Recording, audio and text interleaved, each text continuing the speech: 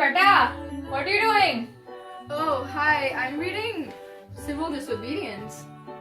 What is so interesting about this book? Why aren't you cleaning your room?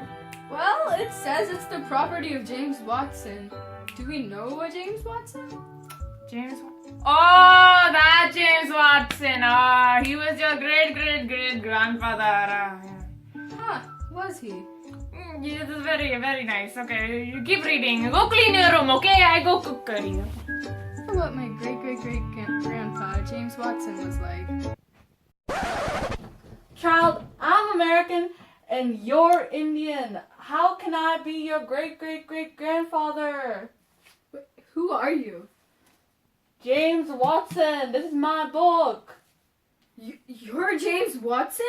Yes. Oh my god. Okay, let me educate you about my life in song form.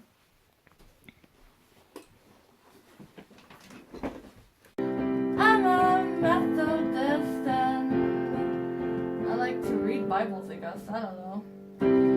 I'm a Methodist because of the wonderful Great Awakening.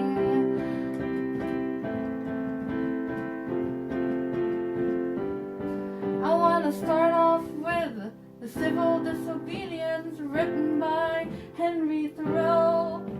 Well, child, listen. That's from the Transcendentalist period, you know. Well, in my free time, I like to watch minstrel shows.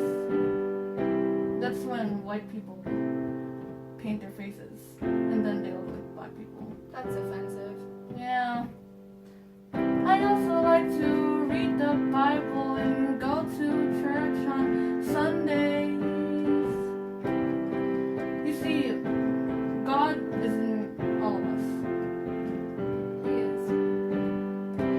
Reform movements are important, like the temperance movement. Temperance movement? Oh, well, you know, there were a lot of alcoholics in our day. The temperance movement lessened the consumption of alcohol. Yeah, I was an alcoholic too. We like to dress really formally. Dark clothes like pants, like business attire. That's what my dad wears. Yeah.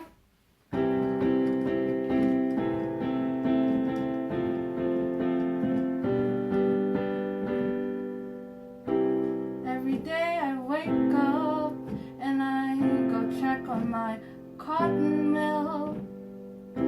My workers are mostly underpaid, but I guess that's okay. Then I go home and I see my lovely wife. She has everything prepared because, you know, women stay in the house. So, do you have any more questions?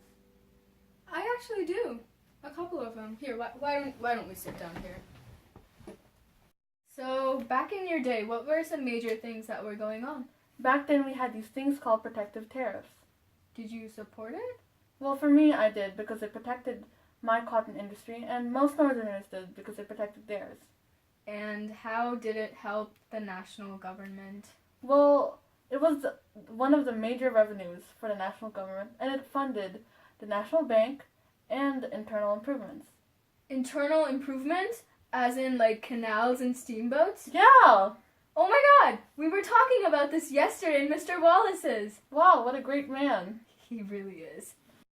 Well, internal improvements benefited manufacturers, merchants, small farmers. Oh, so it connected the different regions of the country. Yeah. That's But awesome. one thing that did not connect all the regions together was the opinions of slavery. So the North and South were both split on slavery. Yeah, but even in the North, ideas were split. Like for me personally, I believe slavery is socially repressive, politically harmful, and economically problematic. And you also, do you think it's a sin too? Yeah, I believe it's a sin because, like I said in that song, God is in everyone. Yeah, So- that's your religion. Yeah. So if there was ever a proposal to abolish slavery, you'd support it, right? Yeah, I would. I'm actually an abolitionist, so I would totally support it, unlike some other Northerners. So. Okay. So it was great meeting you. Thank you for all this. You wasted my information. time. I'm leaving. What? Sayonara. I'm going back to my closet. Okay. This box is in my way. All right. Bye. Don't talk to me. I'm not your grandfather.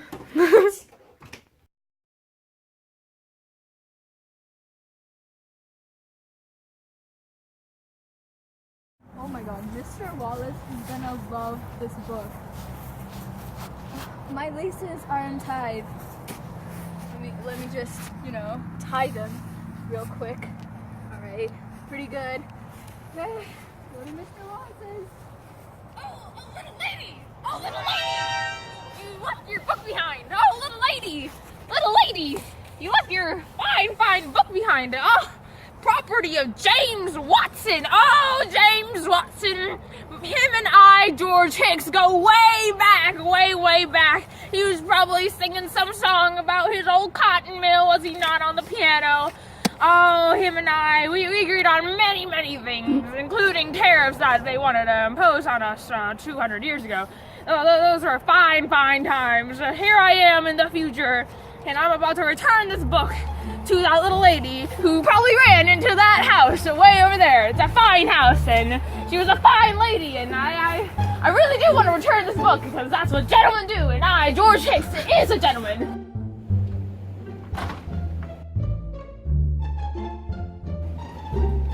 Where did that fine girl go? She dropped the book. Who are you? Why are you here? I'm just looking for a girl who dropped this book. Have you seen a girl coming in this room? Okay, first of all, I live by myself. Oh, do you? Who might you be, good sir? I'm a thug. All right. Well, I'm George Hicks. If you were cared enough to ask, this belongs to someone else, but you may keep it because you may keep it. George Hicks? I've never heard of that name. No, George Hicks is a well-known name back in my day. I was a fine young ladder or farmer. I was a farmer back in Indiana. I moved from Vermont to farm some more land and increase my profits with the sales over there. I moved to the Wabash River where I purchased 200 acres of land so I can farm and increase my profits from farming. Excuse me, tickle in my throat. Well, I used to horse race and I listened to jazz and bluegrass music and all those classics, and it was a good time back in my day. Not like your hip old gangster rap kind of culture. I don't know what that's all about. Well, the books I read, they were far interesting than all those Harry Potters and the Lord of the Rings. Was it civil disobedience? No. I read a book such as Uncle Tom's Cabin. That was a fine reading. It opened my eyes to much. And I also read the Bible because I was a Protestant, you see. The Great Awakening was happening during that time, and it made me feel very conscious. So, what was your everyday life like? I mean, what did you do? It's funny you asked. I'd wear such clothing such as easy to work with. I farm every day with my land because that's what I did. I was a farmer, and I had to make wheat and grain and such fine things. You didn't have cars or airplanes. I mean, you guys must have lived a boring life. Let me tell you that these cars and airplanes really do fascinate me in this day. But back then, we had other things. See, the transportation was really important to me back then. I needed some way to get my crops from the west in Illinois, where I lived on the Wabash River, and I needed some way to get my crops. Canals! Yeah, we used canals. I used the Wabash River Canal and the Erie Canal. Those two were big ones. Oh, they were big ones. I loved those canals. It was a big reason to why I get most of my profits, because I needed those canals to move my crops from the west to the east. Well, Yeah, and other such things were not only canals, but there were also the railroads. I'm sure you might not know about it because you guys are hip and newfangled and like all modern, but there are these things called trains, you see? And we had to plant the railroads, and I supported them wholeheartedly. They were beautiful, and I could go everywhere I wanted in a jiffy, I tell you that. Oh yes, you darling, and yeah, the transportation movement was freaking amazing. I loved it. It helped me connect the East and the West together, and I was able to increase my profits. Money! Exactly, money. It was fantastic. And not only that, but like the Industrial Revolution also helped me increase my profits, because with that I was able to purchase a new farm machine to help me farm my 200 acres with my small amount of employees and my son. Every day I'd get up and real early in the morning to farm some of the wheat on my farm and then feed the animals, and then I'd go and transfer some of my crops to the merchants near the canals and the Great Lakes where they can take it and sell to the eastern markets. That way I can make some money. It was a fine time in my life. I loved it. So, do you have any more questions? Huh? Oh, yeah. Tariffs? Yeah, tariffs. Oh, yeah. I was speaking of tariffs, those little whippersnappers, tariffs. I could go on and on about tariffs. See, these people wanted to. These people wanted to, like, they wanted to, put some tariffs and taxes on our crops and stuff, on any imports that are coming in, and I wholeheartedly supported them. Okay. I'll tell you why. I'm gonna tell you why I supported these tariffs. Okay. You see, Okay.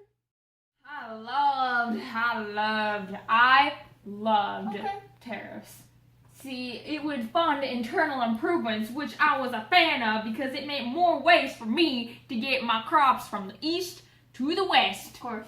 Mm-hmm. Always the east and west. Mm-hmm. More railroads, more canals, more money, more profit. Hallelujah! All right, and also it funded the National Bank, which would help us merchants transport more of my crops to the east, and it would also help small farmers such as myself. But in my wife's eyes, I was the biggest farmer there was. Don't talk to me ever again. Alright, see, what really disconnect us all was slavery. My heart goes out to those poor souls down south. But so, are you an abolitionist? You see, the problem with abolishing slavery, I wouldn't call myself an abolitionist. You see, the problem was, if these slaves were abolished, they'd all come up to the west and the north, and they'd take all of our jobs, and this can't. But I thought you felt bad for them. I did. I proposed for us to transport the freed slaves, if they were to be freed. We transport them to a far-off country, far-off nation, maybe perhaps back to Africa. I heard Libya is doing real fine there for being a free nation for slaves to return to. Okay. I feel like that would be the best option, and it'd be able to rid us of this horrible movement of slavery. Well, that was a nice conversation. I guess you could probably leave my house now. Boy, I ain't in any hurry to return back to my place and time. You see, I'm quite scared of what's happening back then. You see, the Indians, they're posing a real threat to my farms and other Westerners alike, so I'm not sure what to do. You see, I'm afraid that's how I'm gonna die too. Recently, an old neighbor of mine has been attacked, so I'm not sure what to I'm not sure how to react to this, but I guess I can just drown out my sorrows with a few drinks. Old man to leave? Of course, alcohol should be taken in. I am really loving history. Oh my God, Mr. Wallace's class is truly entertaining, and I'm especially the South. The South, I see eye to eye with everything they believe in. I just really wish I could meet someone from the South. Did somebody call my name? And who are you? Me? Who are you? You came out of thin air. I did. Hi, I'm Richard Fitzhugh. Richard Fitzhugh, I'm Deeksha Sharma. I think I may have heard of you while reading through a list of southern plantation owners. You probably did. I have one of the biggest plantations in the South. No way. I love way. the South. I look up to you so much, Mr. Fitzhugh. Oh my goodness. It's my pleasure. It is. I'll tell you Pleasure's all about mine. my life today. Oh really? I can't wait to hear every single detail. So, let me start off by talking to you about my religion, because I'm pretty sure you're dying to know. I know. What did you do? Okay, I was a Protestant Christian. Whoa. Yeah, we went to church every Sunday. Me, my wife, and my 2 sons. Aww. Yeah. Family. So, what are you reading? Me, I'm reading an old textbook for Mr. Wallace's class because I study so much, and it's really interesting. Really, really interesting. Mr. Wallace, that name sounds familiar. He's a good man, isn't he? Oh, he's the best man there is. Yeah, I keep thinking I know a Mr. Wallace. Let's see. So, do you want to know what I would read back in my day? Yes, please tell me everything because I'm so interested in the South and I admire so much of their culture. So, I love reading the Bible, and there are plantation novels that are just like my life, and you know that stupid woman, what's her name? Whoever it is, the author of Uncle Tom's Cabin. Let me take my hat off. Okay, so her book is complete poop. Do you know how bad that book is? I think it is. I heard that. Like she makes slavery sound so bad when it's clearly a positive good. It is, isn't it? It is. I don't even see how anyone could think of it as such a bad thing. It helps everyone. Exactly. Now, how does it help everyone? Please tell me your. Well, that's another story for another time, darling. But right now, I'm gonna tell you about my books. Yes. Tell me about your books. I love Philip Pendleton. His books are amazing. I have heard of that person. He's a splendid author. I remember reading about him. And there are plantation novels, polemicals. So I believe in how good Americans would thrive if we had a small plantation farm and a happy family. That's all we need. And that's how books should be, you know? It is, isn't it? Instead of talking about how bad slavery is, why don't they just talk about the good things? Exactly. Why you gotta fill us with so many negative vibes, man? Yeah. Do you like my sweater? Yes, it's beautiful. Is that what you wore? Is that? I did. Yeah. Did you know that mostly everyone in the South we would wear dark trousers. Okay, we would wear coats, vests, black or really dark trousers, and that's how we would look. Can you imagine that? I can. And nowadays, what do you people wear? Our sweatpants, and a t-shirt. Look at this. This is not proper attire. You know what? It's a new age. Go back to your old hillbilly world. I heard of. Excuse me. I thought we were friends. We are. I truly admire the South culture. It's amazing. Yeah, that's what I thought. Well, tell me, if you're really from the South. I am, clearly. Then what reform movements would you possibly support? Because I know there were a lot going down during the antebellum period, which is where you're from. You know, it's good that you know so much about us, and that makes me happy that I'm not speaking to some complete idiot. Exactly. This is all because of Mr. Wallace. He was a fine teacher, and I owe all my knowledge to him. So, I support the temperance movement. Do you know what that is? Yes! Oh, goodness gracious, the temperance movement. You see, other kids my age, if that ever was brought up to them, they'd be like, nah, and they'd drink like the old whippersnappers. Too much drinking, it's bad for you. I truly believe in what? The Southern Code of Chivalry. What is that? That is a term I'm unfamiliar with. That is something that, it guides me. It guides It's when we have to be courteous to women. Courteous. We have to show everyone respect. Hospitality and generosity. Hospitality. Can you not do that, please? I'm trying to engage all this information that I'm learning. Hospitality and generosity. It's what we need. People should be happy. You know? Yes, I totally agree. And you know, if you're mad at someone, have a duel with them. Have a duel. How else would you solve conflicts? Yeah. A fight or a duel. That's how we establish things in a nice, gentleman manner. Dueling. Yeah. How gentlemanly. Super gentleman. So, how was your everyday life like? It was the best ever. It was such a peaceful life. I mean, we don't see that in you people. Yeah, the hullabaloo in the city. I don't even know how you do it. Okay, so let me tell you. So I would wake up 6 a.m. in the morning, nice. I would kiss goodbye to my wife, and I would go down to my plantation. Did you know I have 200 slaves and 150 field hands? No, and now I do know. Oh my God, that is amazing. Impressive. I get to help 200 slaves. You know, I am their home. Wow. Yeah, and after that, I go off and I talk to my good old friend Billy.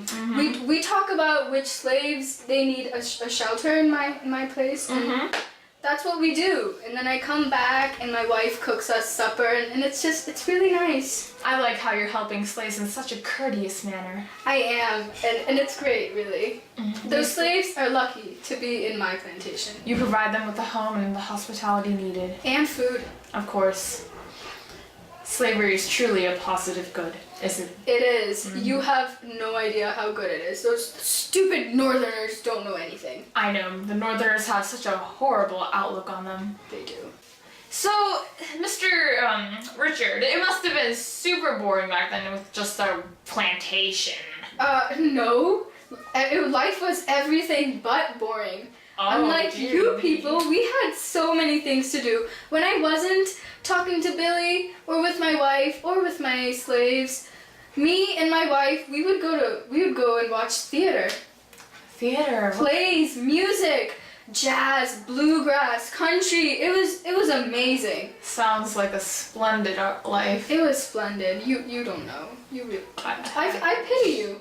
I wish I was you, Mr. Richard. Mr. Fitzhugh is what you're gonna call me. Mr. Fitzhugh, Yeah. I apologize. Yeah. So like, I know that because of Mr. Wallace's class, I do know that a proposal to raise tariffs was taking place during your era. Yes, you are right. It was. And how do you feel about that? It is one of the worst decisions in our era. Why would they do that? Do they not have any consideration for us Southerners? No, I don't think they do. See, I don't think you're taking me seriously. I am taking you 100% seriously. Yeah, see, that's what I thought. I was just messing with you. But speaking of tariffs, I think they are so bad and they are so north-oriented, like, just because the North's population is rising and they have protective tariffs. You know what we have? What? We have cotton. And tariffs don't help us. Raising them just makes it way worse for us. So these people, so inconsiderate. So why was it so bad for you Southerners if a tariff was, Here's why it was bad. You know the cotton that the slaves make? So when I would sell that to a market, it's not like the northern markets. It's completely different. And we would have to, and our market isn't protected by tariffs. So we sell it to a market that is. We have to pay way more than everyone else. And do you think is unfair? it is so unfair? That's why it's bad. We are stuck with this stupid bill. Oh my goodness. So how is that affecting you, Mr. Fitzhugh? Fitzhugh is my name. I Fitzhugh. feel a strong vibe of disrespect coming from you. Oh, I apologize for any disrespect I've caused. You know what? I started something, I will finish it. Okay, tell me. So I feel like the state's rights are being violated. Oh my goodness. Our rights. Well, so Did you read the South Carolina Exposition? I know that the different regions were really disconnected on tariffs and slavery, as you previously mentioned, but like what unified The different regions? yeah. Yeah, the internal improvements by the national government. You know what they are? I don't think you do. You should elaborate. Yes, I will. Canals, railroads, steamboats, all these things, they helped connect the different parts of our region together. Do you know what the transportation revolution is? Of course. Yeah, that's where canals, turnpikes, railroads, and steamboats were used. It helped connect us, but sadly, we didn't have a lot of railroads in the South. It was mostly north-oriented, and you know, I am indifferent to it because it benefits mostly the North and West, but you know, it's nice to be connected to the North and South. And the South, like, we have agriculture, not industry, and I also feel like it would make the federal government more powerful, but you know, maybe it would. Were you for the federal government gaining power? No. Have you ever read the South Carolina Exposition? It's a fine book, man. Oh, I totally agree. John C. Calhoun, one of my favorite authors and political figures. Because, you know, I'm so South-absorbed. Yeah. Why wouldn't you be? Exactly. What's the not South is just South is amazing. the best. Exactly. Yeah. So in that book, it talks about how the states' rights are, like, because of us, there's a union. So we're important. So don't you think that we should be more powerful than the federal government? Right. Okay. States should be more powerful than the federal government. Thank you for agreeing with me. So yeah, that is why I am indifferent to internal improvements, but I would prefer it if they weren't there. I see. Yeah. So regarding the disconnections and connections of the three regions of America, what was something that really disconnected you? I know slavery was a trigger for many of the Southerners. It was. I as I told you before, the North and the West, they have different views compared to us. I don't think they realize that how crucial slaves are to the development of the economy. The South, cotton is our thing. Do you know we were called the Cotton King? Oh my, well, rightly so. Yeah. You guys are the main growers of cotton. We were the main growers of cotton. And instead of having industries, we chose to have slaves. We're helping slaves that way. You're growing food for us. We're cotton. Yeah. Because of us, your industries are running. How else would you have a textile industry without our cotton? It's necessary, the slaves are. They're a positive good. Yes, my friend, you are learning. Well, Mr. Fitzhugh, I heard that there was some propositions to abolish slavery. What? Yeah. What did you just say? Abolish slavery. Who told you this? Who told you this? Mr. Wallace did. Mr. Wallace! You know, all those nice things we said, take them back. Oh, abolishing slavery, as I said, so indifferent to the South. Do they not know that slaves are a positive good? Slaves are beneficial to us. We help slaves, slaves help us. Exactly! And it's a positive good that because of us, your economy is running. So definitely, you will not abolish slavery. Why would you want to do that? I don't know, man. Tell this Mr. Wallace person that he is totally wrong. Wherever you heard this from, it's wrong. Slavery is not getting abolished anytime soon. You know, if this is real, me and my people from Georgia, we're gonna secede from the Union. Oh snap. Yeah. Georgia, getting real. Yeah.